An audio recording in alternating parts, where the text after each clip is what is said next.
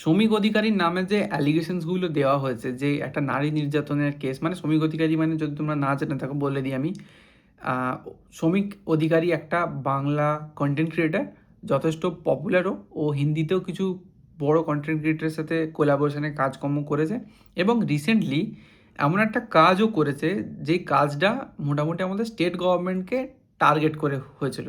ঠিক আছে, যেই কাজটার নাম দিয়েছিল ও বাটন।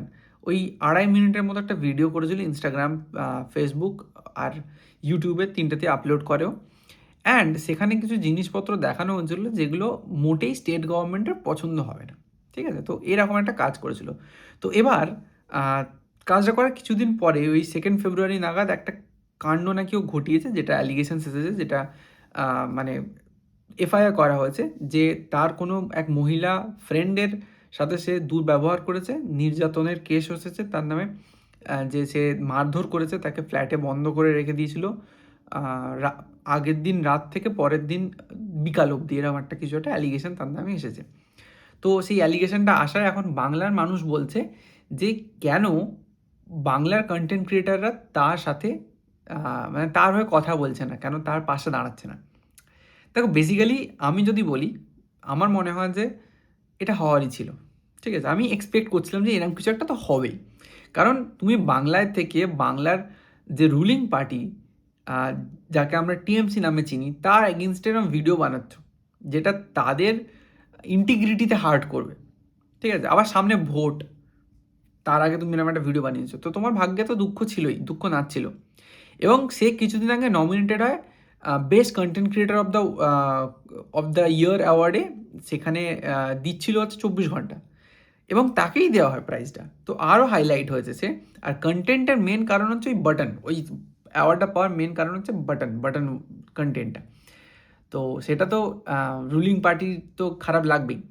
তো বেসিক্যালি আমার কথাটা এখানেই যে সোশ্যাল মিডিয়াতে কে কেমন সেটা বোঝা যায় না। তো বেসিক্যালি সেই জন্য আমি যে সাময়িক অধিকারীকে ফুললি সাপোর্ট করব। বিং এ কন্টেন্ট ক্রিয়েটার, আমিও এই ফিল্ডে অনেক দিনই আছি, ও আমার থেকে আরও বেশি দিন আছে, ও অনেক বড় লেভেলে চলে গেছে, বাট আমিও জানি কিছুটা হলেও আম পাবলিকের থেকে ভালো করে চিনি, কারণ আমাদের স্টাডি করতে হয় কন্টেন্ট ক্রিয়েটারদের, বড় কন্টেন্ট ক্রিয়েটারদের, তারা কী করছে, তো আমরা ফলো আপ করি। তো সেইটা দেখে আমি বলবো যে না, ও ও এরকম কোনো কাজ হয়তো করেনি, কিন্তু যে কনফার্মেশন দেবো সেই জায়গাতেও আমি কিন্তু আপাতত নেই। বাট আমার সন্দেহ অন্য জায়গায়। দেখো, কোইন্সিডেন্স হওয়ার একটা লিমিট থাকে। একটা কন্টেন্ট ক্রিয়েটার যে কিছু খারাপ কাজ করেছে, সেই খারাপ কাজটার ওর এগেনস্টে যে অ্যালিগেশনটা, সেটা ঠিক এলো এমন একটা সময় যার কিছুদিন আগে ও একটা ভিডিও পাবলিক করেছে যেটা স্টেট গভর্নমেন্টের এগেনস্টে কথা বলে। এটা কোইন্সিডেন্স, কোইন্সিডেন্স হতে পারে, কিন্তু এতটা বড় কোইন্সিডেন্স তো হবে না। বা আমি কী করে প্রেডিক্ট আগে থেকে করে রেখেছিলাম যে ও তো কেস খাবেই।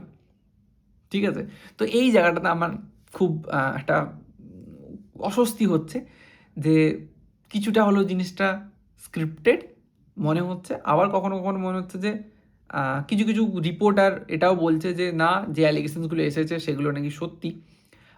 যে মহিলাটির নাম মানে অ্যালিগেশন করা হচ্ছে, তার ঘাড়ে, হাতে, পায়ে সব মারের দাগ, তার ছবি পাওয়া গেছে। তো সেই ছবিগুলো আমাদের নিউজ মিডিয়া কেন দেখাচ্ছে না? আম পাবলিককে দেখাচ্ছে না কেন? যে এই হয়েছে, কেন দেখাচ্ছে না? আ কেন যারা এই কথাগুলো বলছে তাদের কমেন্ট বক্সে আম পাবলিক লিখে যাচ্ছে যে এরা টিএমসির দালাল? কেন?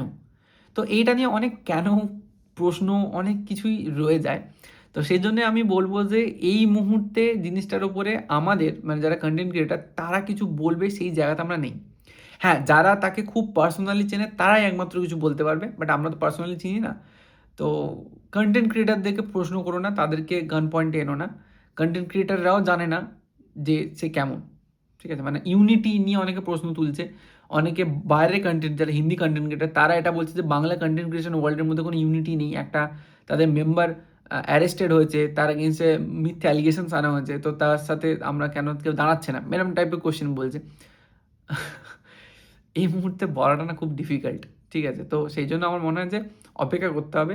বাট বাটন কাজটা কিন্তু খুব ভালো হয়েছিল। আমি এটা শেষে বলে যাবো। বাটন কাজটা খুব ভালো ছিল। যারা দেখোনি তারা দেখে নিতে পারো। সার্চ করো Instagram, Facebook বা YouTube, যেখানে খুশি সার্চ করো, দেখে নিতে পারো। আমি এটার থাম্বনেলটা এখানে লাগিয়ে রাখছি। তো এটাই আমার বলার ছিল এই ব্যাপারে। চলো, আপডেট এলে বলছি পরে আবার। বাই।